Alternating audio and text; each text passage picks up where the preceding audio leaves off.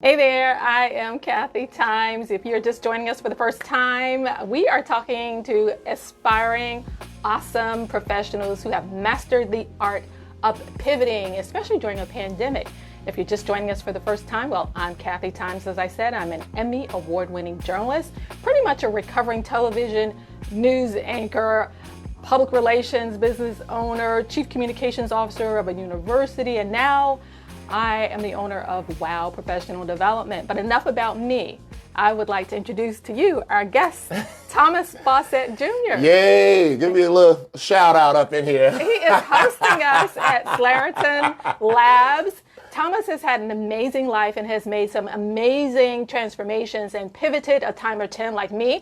So Thomas, thanks for having us here at your beautiful lab, first of all. I'm excited that you even having me on your show. So I'm excited. Thank you. So with that said, how did you, oh wait, y'all. Now, he is a star, but Thomas is not the real star of his family. I got to talk to his entire family a couple of weeks ago, really, not really 2 weeks ago, as his dad celebrated his 100th birthday. Yes. So we're going to talk about that in a minute. Yes. But I'd like to know, how did you make the transition from being a customer service manager at the post office to manufacturing personal care items? Yeah, Kathy, that was it was interesting to me because I don't have any family members in the beauty or hair care industry, but I've always been an entrepreneur. I've always had different businesses while I was working at the post office. So when I was making that transition, they offered an early out, and I was like, you know what? I have a lot of time in, but I have a lot of fight energy left in me. So when I was making the transition, a childhood friend actually was in the cosmetic industry, introduced me to the business, and I made a visit to see how this operation was ran, and I fell in love with it because I was interacting with people because my background was customer service, and just interacting with stylists and barbers and just seeing that I had something to offer to them. And I really wanted to help. I wanted to make a shift from being behind a computer so much where I could actually see where I could make a difference. And in the cosmetic industry, that was where I felt like I could find my niche and help people out. So I transitioned from there to here. And what a difference. I condensed that. It was over the years. It was a process, to get me to where I'm at now, opening up a cosmetic manufacturer. So that was a little bit of a journey, but that was in short. Well, we'll fill in a little bit more of that because you started a hair expo. Yes. You were an instructor teaching salons about customer service, which we know is so important in the salon business and any business. Yes. What was that like? Oh, man, that was an interesting journey. I'm glad you brought that up. Mainstream Expo was part of that process. When I was introduced to the beauty industry, I saw that there was a need for education. And as I went out to beauty and barber schools, I saw that I needed a larger platform just to see people, just in schools.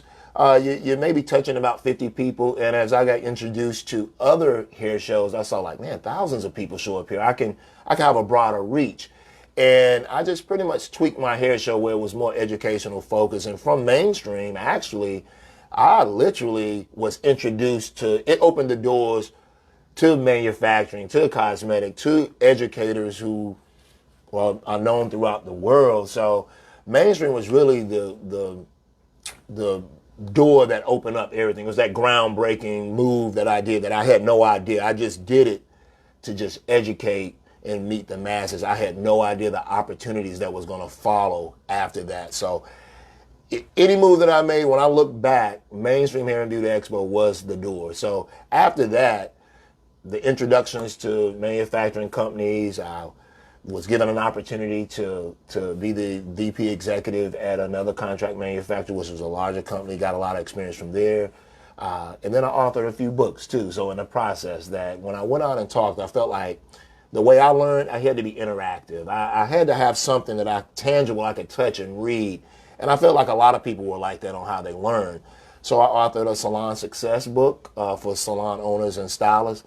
And then I followed up with Shut Up and Close the Deal, The Art of Selling, because I'm like, okay, after you have got this taken care of, most salons, most barbershops, most businesses have something to sell. But I didn't realize that a lot of people did not know the art of selling. It's not as simple as just sitting a product on a shelf and it sells itself.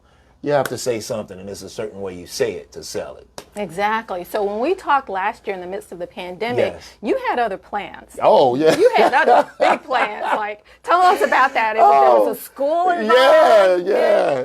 What were those plans? That's so funny. I'm sure you've heard this, and I'm sure most people have heard this before, where, they say you have your plans and then God has his plans. And if you want to make God laugh, tell him your plans. Well, my plans was always, I wanted to open up a cosmetology school. So right before the pandemic, I've spent money on getting the license, the marketing, everything is set. I'm ready to pull the trigger on this thing going into 2020. And then the pandemic happened, and everything about my business model was based upon going out to schools, going, to colleges, just pretty much like how they have college days. I was going to follow that same track, and I needed to interact with people. But when the pandemic happened, schools were shut down.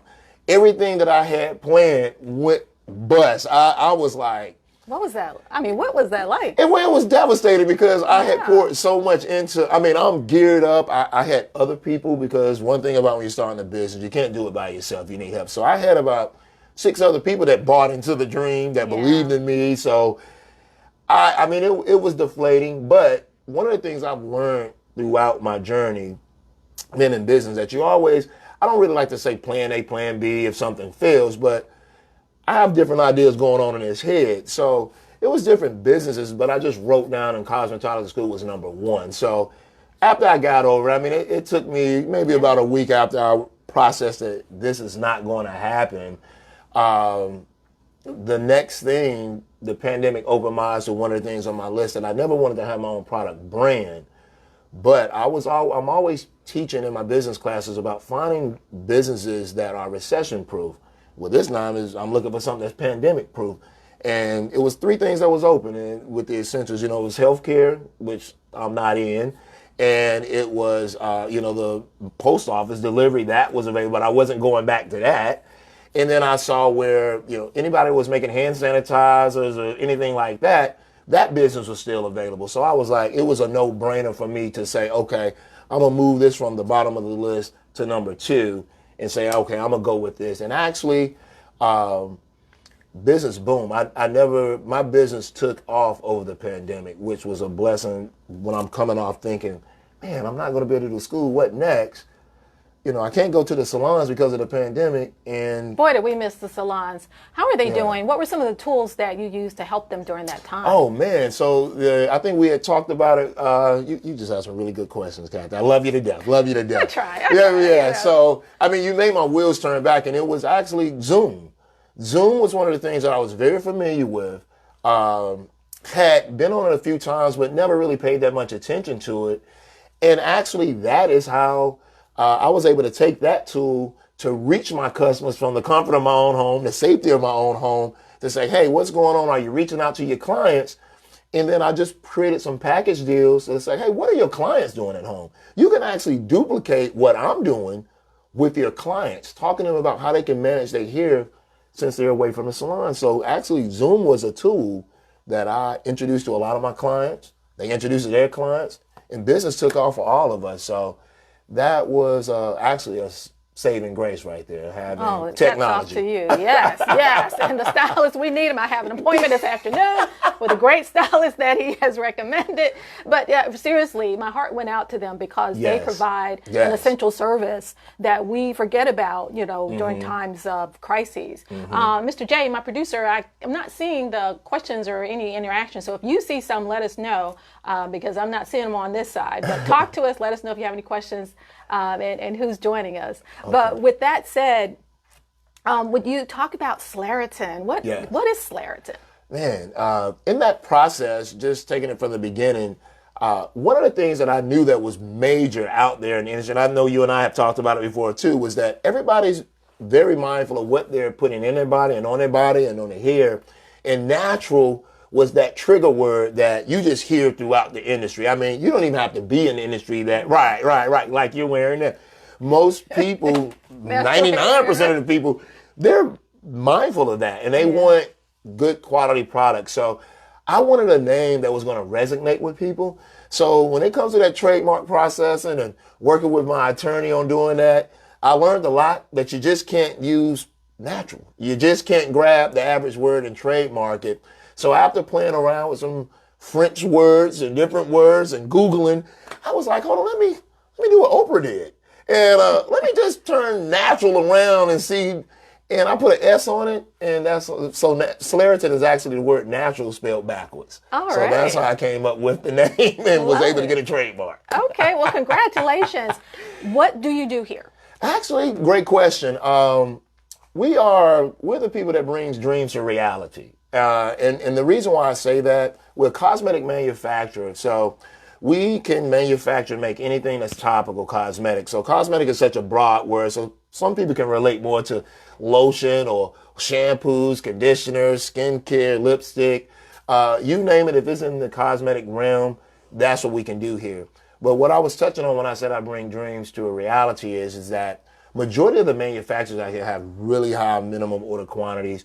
You come in the door and you may have to order about 3,000 or 4,000 pieces. Well, I'm the underdog type of guy. I like small business because I was a small business owner, so I know what it's like getting started. It takes a lot of working capital. So what I did to switch up my business plan from most manufacturers is that I cater to the smaller business. I mean, people could come in and get started with little as 24 pieces. Oh, we wow. provide everything. The only thing they would need to provide is just their logo and the label. What type of, I mean, I love natural lotions and Yes. hair products. I mean, Yes. the whole gamut? Yes, everything. So we have the ingredients on our website. So when people go to the Slarutan website, give a little plug, www.slarutanlabs.com. When you go on there and you click on some of the, all of the products actually, you can scroll down and click on the ingredients and the benefits, and it will tell you all the ingredients in there that you see we hold true to what we say, that majority of the products are naturals, with the exception if someone wants to customize a product, we can do that too. So it's not just our shelf formulas. If someone wants to customize, we can make it to suit their needs. That is awesome. That is awesome. Well, the one thing, Jay, we got a question? Yeah, we had 3 reactions. One question from Catherine Carey. Where can we buy his natural hair products? So I guess that was the question. I just answered it somewhat, but just to answer that, you can go to www.slarutanlabs.com, and Slarutan is SLARUTANLABS.com. And when you go on there, you can click on products and it will give you the shelf formulas, but you can also click the tab that says customize. If you don't see what you like, we could customize what you want on there. But it's a variety of things on there that we do that help you out. So when you go on there, it's not just about buying the products. I have an in-house person that can do a website for you, labels for you, logos. We even have a marketing team as well as an attorney that can help you with trademarking. So I encompass everything. That is such a turnkey that you don't have to go anywhere else. You can do it all right there on the website. 1, 2, 3, 4, and you will be out the door. Quick turnaround. 1, 2, 3, 4. I love that, Thomas. All right. So, like I said earlier, Thomas, his dad, turned 100 years old, and I got to talk to him because at the end of the day, I'm a storyteller at heart. And Thomas said, well, when we talked about his availability, he says, well, I'll be in North Carolina celebrating my dad's birthday. And this was just a couple of weeks ago. He's turning 100. I said, wow. He said, oh, and he's a World War II veteran. I said, wow. And he said, he still works as a crossing guard every day. I said, wow. Now you see where the wow professional development comes in. Okay, we make people say wow. But with that said, I had to write his story. And the media came out, and he's just fantastic. But your dad, I understand, started you out as an entrepreneur at a very young age. Yeah. Kathy, first I do want to this is the best woman in the world. My family appreciates you. I appreciate you. Once you did hear about my father's birthday, you jumped straight on it like you was a family member. And it helped us out tremendously with putting us in contact with some of your contacts. And that's what I always tell people. You don't burn bridges, and you keep those friendships tight, because Kathy was able to reach out to someone all the way in North Carolina to come up to my father's birthday party. That meant a lot to us. So thank you so much for doing that. My pleasure. But going to your question, my dad started out very early entrepreneurship. He would, as soon as I got tall enough to hold the second bar on a push lawnmower, it started from there. My dad had friends who needed yards cut. He knew a lot of older people because at the time my dad was older when I was younger. So But you said you didn't know it. You didn't realize that your father I was did not. his age. I didn't even know my father's age until I was about in 11th or 12th grade, and we went to the car dealership. He was getting a car, and the dealer was like, he was like, well, give me your age and your date of birth. And I heard 1921, and I'm like, who are we? Yeah, not my dad. Like, who are you talking about? That says a lot. That's what I found out.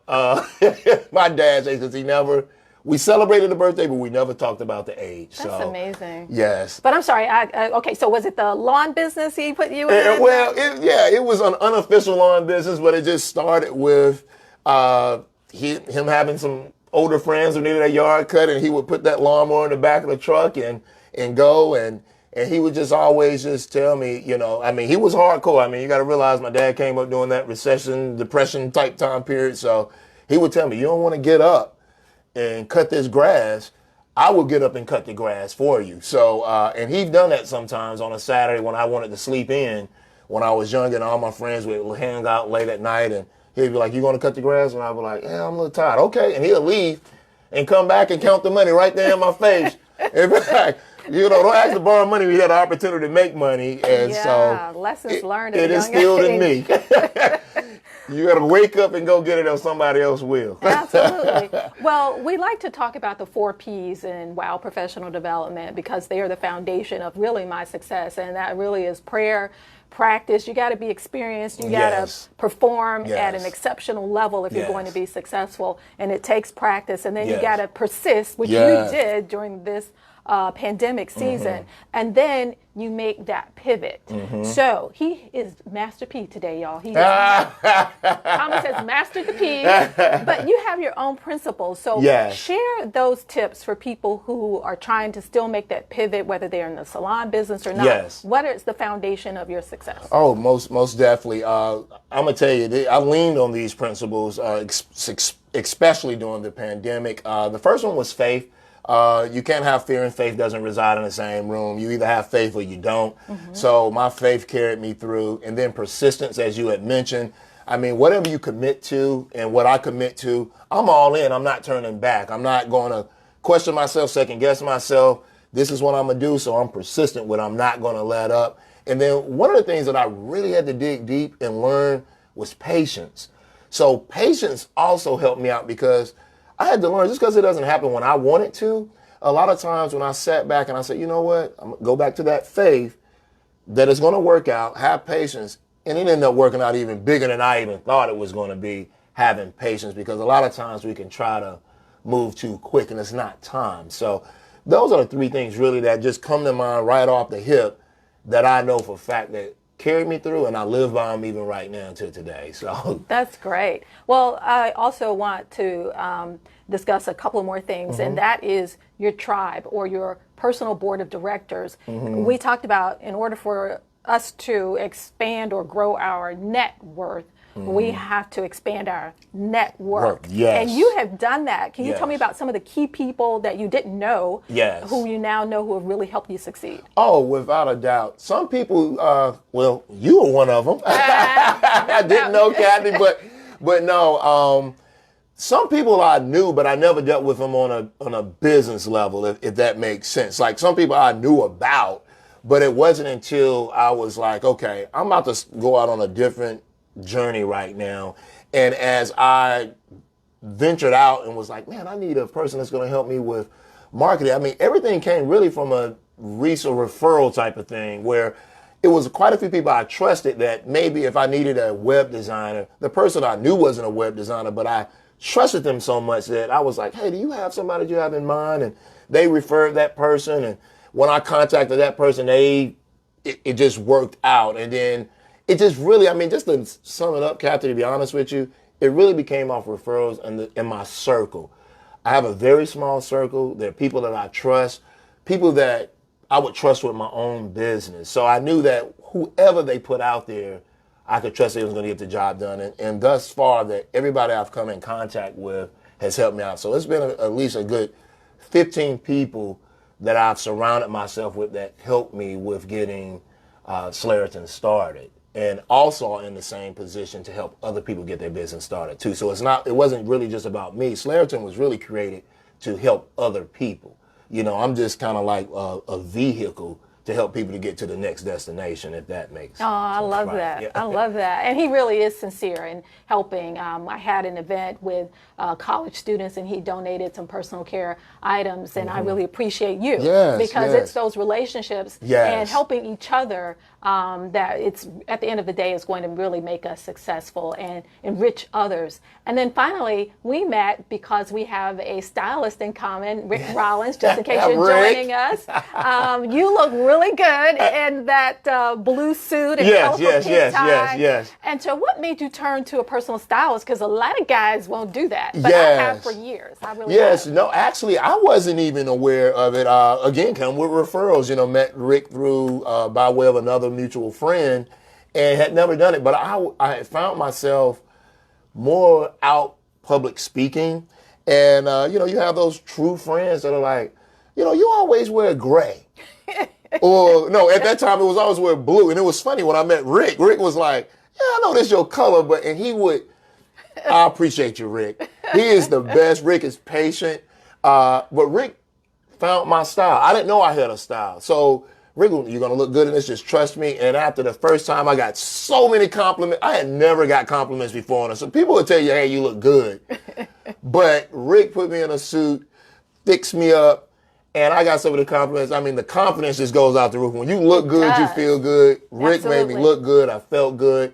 And after that one time, I trusted Rick. Rick could be like, hey, man, I'm going to do this, and that, and I'm all for it. Sometimes he can go too far. I thought, all right, Rick, bring it back in. I'm not quite ready.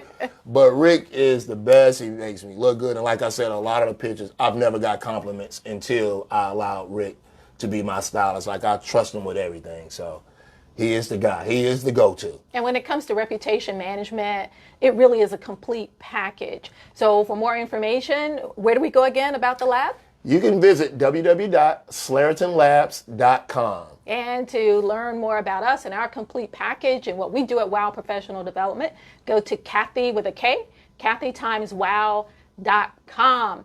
And please sign up for a free 15-minute consultation with me. Thomas, God bless you. Good luck with everything. I don't believe in luck, so let me just not even go there. God bless you in all you do. Thank you. And for just being a great giver. He really is. He has enriched my life. And check him out. We'll see you here on Thursdays, where please post hashtag switching gears, because this month, just in case you're joining us, welcome in, hashtag switching gears KT, because we have awesome guests like Thomas talking about their pivots, especially during a pandemic. Have a great day and a great weekend.